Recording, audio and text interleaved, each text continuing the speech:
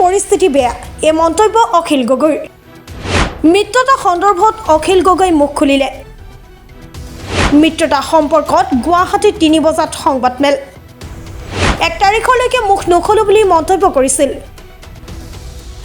ৰাইজৰ দলতকৈ প্ৰয়োজন মোৰ জনতা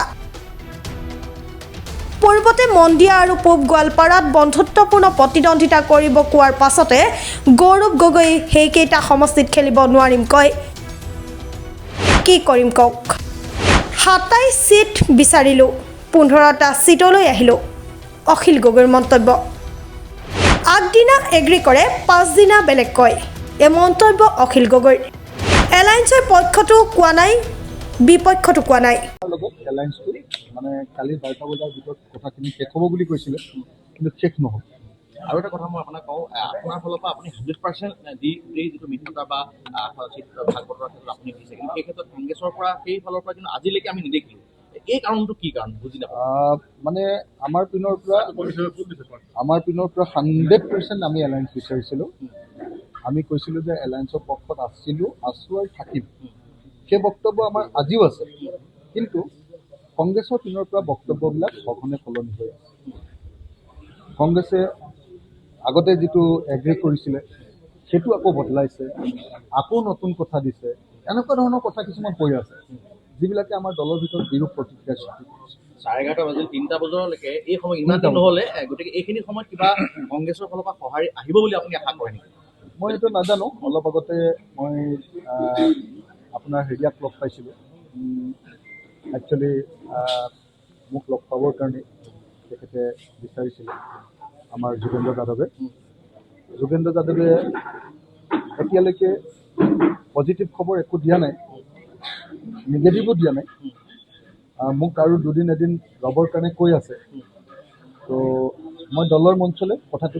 ঠেলি দিছোঁ দললৈ দি দিছোঁ দলে এতিয়া মিটিং কৰি আছে আৰু দলে মিটিং কৰি 3টা বজাত ময়ো তেতিয়াহে জানিম যে সিদ্ধান্ত কি ল'লে দলে শেষ প্ৰশ্নটো কৰিম যদি কেনেবাকৈ ভবামতে নহয় তেতিয়াহ'লে অখিল গগৈ বা ৰাইজৰ দলে আগন্তুক 2026 নিৰ্বাচনত অকলে প্ৰতিদ্বন্দ্বিতা কৰিবলৈ অখিল গগৈ ডাঙৰীয়া বা ৰাইজক থাকিব হয়নে মানে যেতিয়ালৈকে এলায়েন্স সম্পৰ্কে সিদ্ধান্ত নহয় সেই সম্পৰ্কে মই একো ক'ব নোৱাৰোঁ আজি এলায়েন্স সম্পৰ্কে সিদ্ধান্ত আমাৰ দলে আজি বিয়লি 3 বজাত জনাব অজাপাকে আদি কৰি যিকেইটা আৰু আপোনাৰ দল আছে ৰাজনৈতিক দল সেই দলকেইটাৰ ৰেছপন্সটো বা সেই দলকেইটাই ৰাইজৰ লগত লৈ যোৱাৰ ক্ষেত্ৰত তেওঁলোকৰ মতবিলাক আপুনি জানিব পাৰিছে নেকি মই মাজতে জগদীশ দাই ফোন কৰিছিলে জগদীশ দাৰ লগত দীঘলীয়াকৈ কথা পাতিছিলোঁ জগদীশ দাই ক'লে যে তেওঁলোকৰ লগতো এলায়েন্সটো কমপ্লিট হোৱা নাই তেওঁলোকেও যিমানটা বিচাৰিছে কংগ্ৰেছে দিয়া নাই তাৰ আগতে কিন্তু কংগ্ৰেছৰ পিনৰ পৰা আমাক জনাইছিলে যে তেওঁলোকৰ লগত হৈ গ'ল কিন্তু এতিয়া আকৌ জগদীশ দাই জনাই আছে যে তেওঁলোককো যিকেইটা বিচাৰিছিলে সেইকেইটাক লৈ কোনো সিদ্ধান্ত হোৱা নাই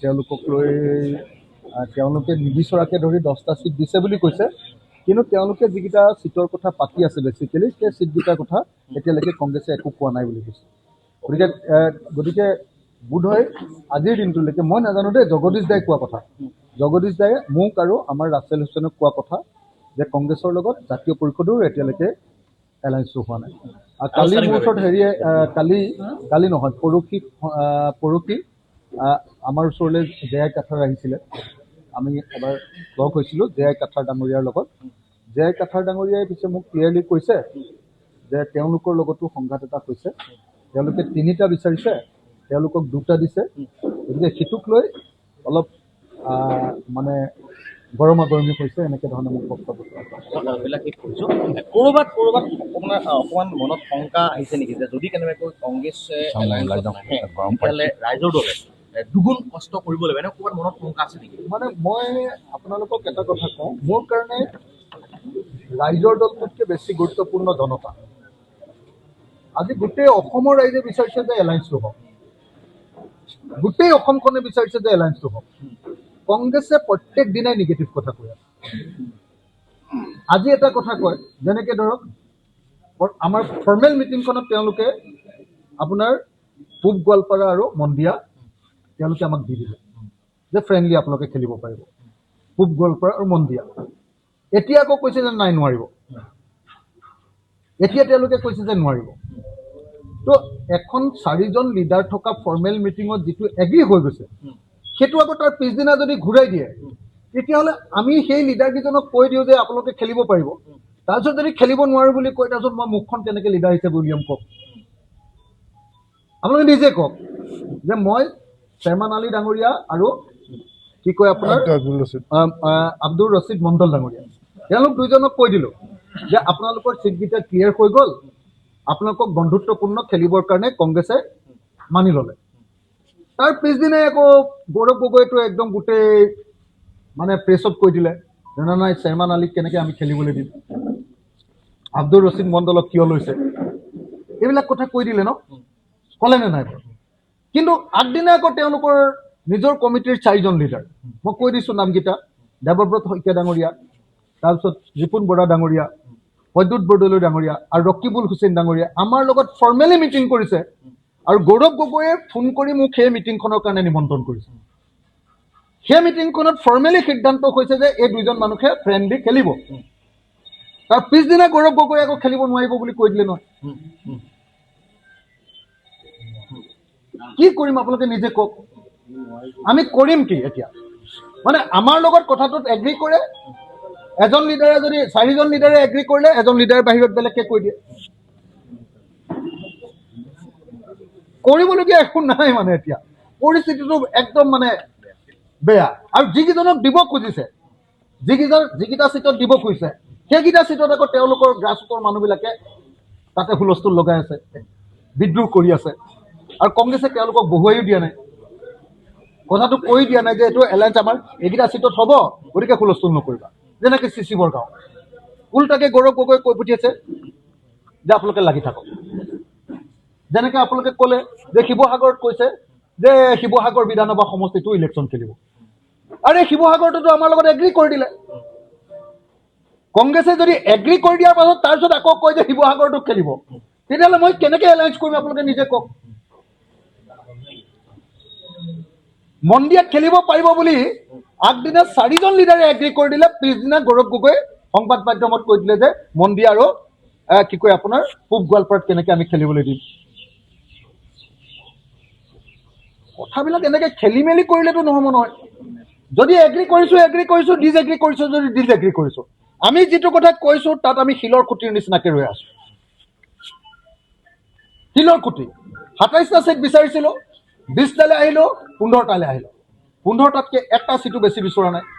আপোনালোকে কওক, গোটেই অসমত কাম কৰি থকা এটা পাৰ্টি হিচাপে মাত্ৰ 15টা চিট, আৰু কংগ্ৰেছে যোৱা কনজিকিউটিভলি দুবাৰ হাৰা পাৰ্টি হিচাপে একেৰাখে আপোনাৰ এবাৰ 26টাত জিকিলে, এবাৰ 29টাত জিকিলে। তাৰপিছতো যদি তেওঁলোকক 100টা চিট খেলিমেই বুলি কয়, আৰু আমি উদীয়মান পাৰ্টি এটা গোটেই অসমতে সংগঠন কৰিছোঁ, আমাক যদি 15টা চিটতো খেলিবলৈ নিদিয়ে, আৰু তাৰপাছত যদি কয় যে অখিল গগৈহে জানে আৰু এলায়েন্স হ'বনে নহ'ব, মই কি কৰিম আপোনালোকে নিজে কওক। আগদিনাতে এগ্ৰী কৰে, পিছদিনা উল্টাকে কৈ দিয়ে। যদি লিডাৰজনে এগ্ৰী কৰে, কেডাৰজনে উল্টাকে কয়। যদি কেডাৰজনে এগ্ৰী কৰে মানে ছেকেণ্ড মানে আপোনালোকৰ মানে নহয়, ছেকেণ্ড ইন কামাণ্ড বিলাকে যদি এগ্ৰী কৰি দিয়ে, ফাৰ্ষ্ট ইন কামাণ্ডে উল্টা কৰি দিয়ে, কামাণ্ডাৰ ইন চিফে। কি কৰিম আপোনালোকে নিজে কওক। এইটো আচলতে ডিলে কৰাইছে নেকি আপোনাক? নাজানো, সেইবিলাক নাজানো। সেইকাৰণে চাওক, মই এতিয়া এই মুহূৰ্তত না এলায়েন্সৰ পক্ষত কৈছোঁ, না এলায়েন্সৰ বিপক্ষত কৈছোঁ। আপোনালোকে যদি উল্টা পুল্টা কথা কয়, মই আপোনালোকৰ বিৰুদ্ধে ষ্টেটমেণ্ট দিম। অখিল গগৈ আপুনি শুনি লওক, আপোনালোকে একদম ক্লিয়াৰলি শুনি লওক। মই এলায়েন্সৰ বিপক্ষতো কোৱা নাই, মই এলায়েন্সৰ পক্ষতো কোৱা নাই। এই মুহূৰ্তত মই নিউট্ৰেল। কেলে? আমাৰ দলে এতিয়া বৈঠক বহাই 3টা বজাত সিদ্ধান্ত দিব। মই যিহেতু ইয়াত আছোঁ, মই বৈঠকখনত বহিবলৈ নাপাওঁ।